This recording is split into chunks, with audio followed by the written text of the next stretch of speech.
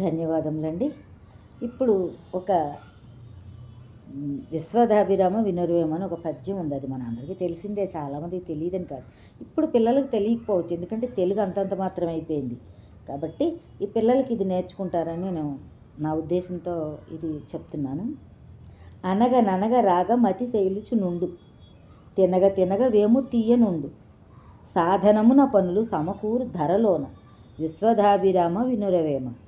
ఇది విశ్వద అనే ఆయన వేమన గారి దగ్గర అభిరాముడు అనే స్నేహితుడు ఉన్నాడు. అంటే వృత్తికి గోల్డ్ స్మిత్ అంటారు కదా, కంసాలి.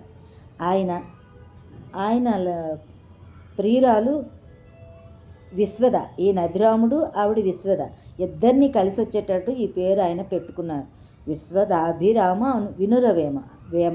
వేమన్న పేరు, వాళ్ళ ఫ్రెండ్ అభిరాముడి పేరు, ఆయన ప్రేయసి విశ్వద, ఆవిడ పేరు విశ్వమోహన విశ్వద ఆవిడ.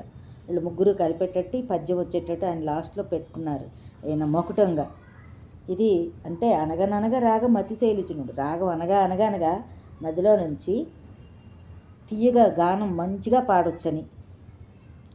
తినగ తినగ వేము తీయకుండా. రోజు వేపాకు 2 చిగుళ్ళు తిన్నామనుకోండి, మనం ఇంకా ఎప్పుడు తిన్నా మనకు ఆ చేదనిపించదు, ఎందుకంటే అది అలవాటు పడిపోద్ది. సాధనమున పనులు, మనం రోజు సాధన చేసామనుకోండి, ఏ పనులన్నీ చక్కగా చేయగలుగుతాం. అవి రోజు రోజుకి కూడా ఇంకా మంచిగా చేయగలుగుతాం. ఈరోజు చెడగొట్టాం, రేపు ఇంకోలా బాగా చేస్తాం అన్నమాట. అది అదనమాట విశ్వదాభిరామ వినురవేమ. ఓకేనండి. అలాగే ఇంకొక పద్యం చెప్తాను.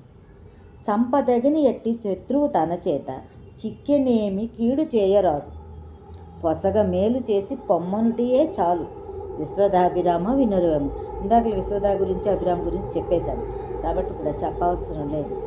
చంపదగిన వాడు, ఇప్పుడు మనకు శత్రువు దొరికాడు, వాడి మీద మనకు బోల్డ్ కసి ఉంది, వాడిని చంపాలనుకుంటాను, చంపాలి, కొట్టాలి, అది అనుకుంటాం. అలాంటి శత్రువు మన చేత చిక్కాడు అనుకోండి ఒంటరిగా, వాడిని చంపకూడదంట. ఎందుకంటే వాడిని చంపితే మనకేం రాదు, కానీ కీడు చేయరాదు, వాడికి కీడు చేయొద్దు, కానీ తలపెట్టొద్దు. పొసగ మేలు చేసి, వరే తప్పురా, ఇలాంటి పనులు ఎప్పుడు చెయ్యక, ఇంకోసారి చేస్తే నిన్ను ఊరుకోను ఇలా అని చెప్పి బెదిరించి కొంచెం భయపెట్టి వాడిని చేతనైన సహాయం చేసి పొమ్మనిటియే చాలు, ఉప్పో, ఇంకెప్పుడు ఇలాంటి పనులు చేయక, ఇటు కనబడకు, వెళ్ళిపో అని పంపించాలట. అది మనిషి యొక్క ధర్మం అని దీని అర్థం అండి. మనిషిగా పుట్టినందుకు మేలే చేయాలి తప్ప ఎవరికి కీడు హాని తలపెట్టకూడదండి. ఇది నాకు తెలిసిన ఉద్దేశం. నేనైతే అలాగే భావిస్తాను, అలాగే చేస్తానండి. ఇది నా ఉద్దేశం. ఎందుకంటే చిన్నప్పటి నుంచి మేము కొంచెం ఇలాంటివన్నీ విన్నాం కాబట్టి, స్కూళ్ళల్లో మాకు చెప్పేవారు. మా స్కూల్లో పాఠ్య బుక్లో పద్యాలు.